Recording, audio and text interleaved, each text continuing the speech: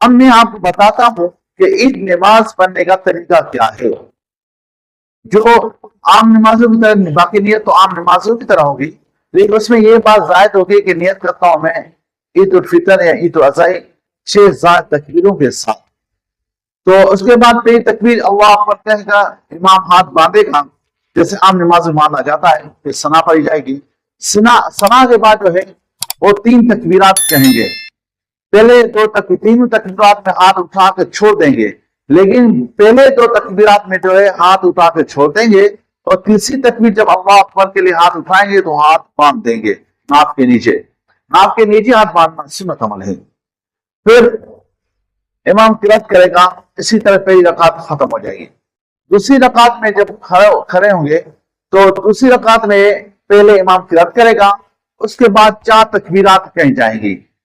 4 تکبیرات جب کہیں جائیں گے اس میں پہلے 3 تکبیرات میں ہاتھ اٹھا کر چھوڑ دیے جائیں گے، اللہ اکبر اللہ اکبر اللہ اکبر. اور چوتھی تکبیر میں جو ہے وہ اللہ اکبر کہہ کر رکوع میں چلے جائیں گے اور اس کے لیے ہاتھ نہیں اٹھائیں گے. اسی طرح جو ہے نماز جو ہے ختم.